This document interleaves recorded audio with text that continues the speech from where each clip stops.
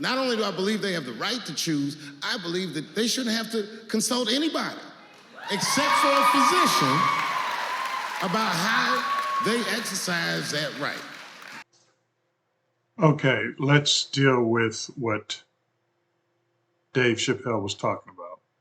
And let me just first say that I'm not a person who supports or subscribes to or encourages people to go to comedy clubs or bars or any of those sorts of venues. But he's one of the internationally known figures, and he's making some comments on what has been a topic of discussion for a number of years now. And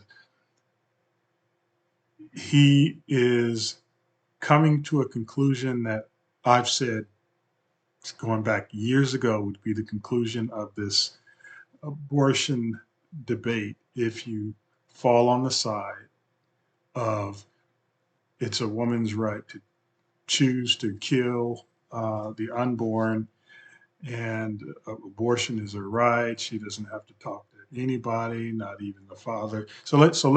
Let me just kind of get into some bullets here and expound and explain um, what Dave Chappelle's position is, and then give you some commentary on the ultimate result of this position that is flowing out from his abortion stance.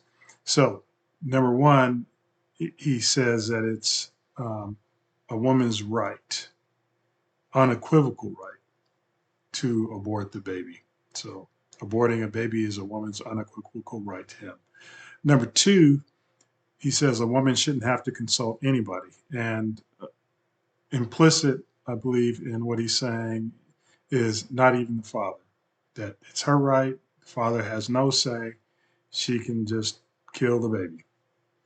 Number three, a woman should only have to consult a doctor on the method for aborting the baby. So his position is what he's stating is that, yeah, it's her total right of her own choice choosing to abort the baby.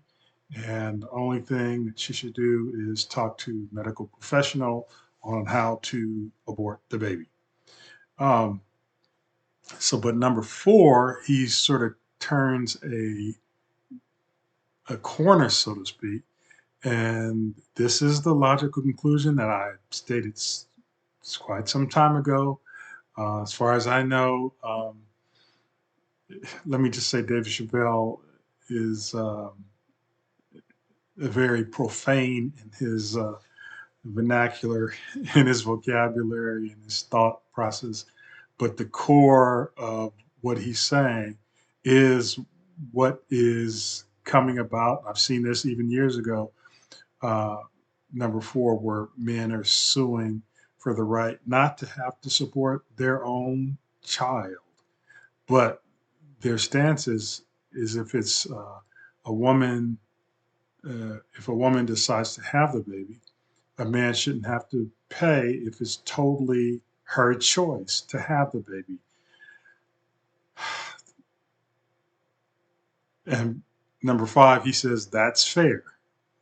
Number six, he says if the mother has the right to kill the baby, the father can at least, have the right to abandon the baby.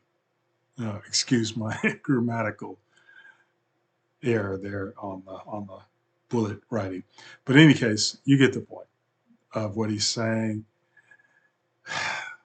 He's saying if the mother has the right of her own free choosing to kill the baby for whatever reason, then the father has the right to abandon the baby.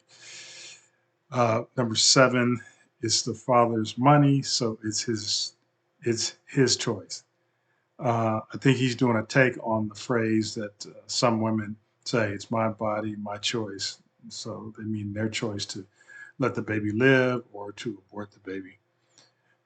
So his position is, well, then if it's the father's money, then it's his choice whether or not he supports his own child. And he's saying if the mother has the right to kill the the father at least has the right to abandon the baby financially. Then number 8, Chappelle, he indicates that, well, if he's wrong, and he means wrong about his money, his choice, that he can abandon his baby, then he says maybe we're both wrong, as in he's wrong about keeping his money and abandoning his baby, then women are wrong who claim my body, my choice, that they can just decide willy nilly, however, whatever process on their own, solo, that they just, because they want to, they can kill their baby. It's their right. So let me just tell you, those of you that are Christians, this type of thinking is diabolical on both sides. The mothers who just, it's my right, nobody else has a say. If I just feel like I want to kill the baby, it's their right. Um, that's wrong. And I won't go into a laborious list of scripture, but it really comes down to whether or not you believe an unborn baby is a human being or not. And I have not seen any science that even if we don't go into scripture, I have not seen anybody prove that an unborn baby is not a human. It's an unborn baby is human. It's not some other. Well, I'm trying not to be facetious here, but and so on the other side of this too, a father has a responsibility to support his children, whether or not the child was intended or not, or planned or not. A man who abandons his own children is definitely not an example of Christian way of living, biblical Christian living.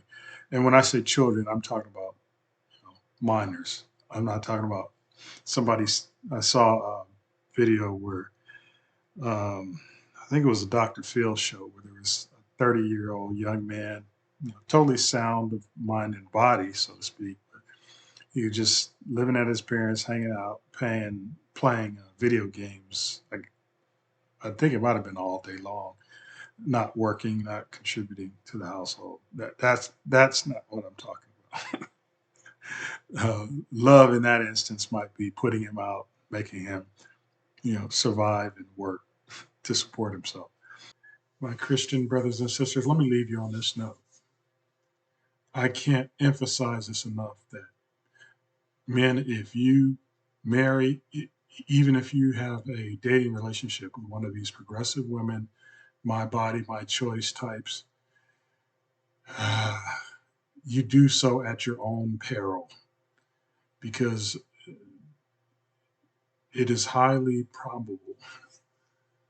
Um, I might even almost say guaranteed that you are going to suffer greatly as you try to live a Christian life and as you pull against the mindset of someone that has the my body, my choice mindset.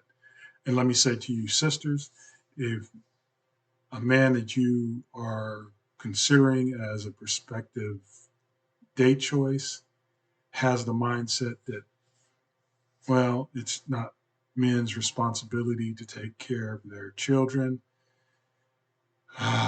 If you pursue that kind of relationship, I'll tell you the same thing that there's a high probability you are going to suffer, and not for the cause of Christ, but because of choosing someone who just does not really have the biblical mindset. So let's end there.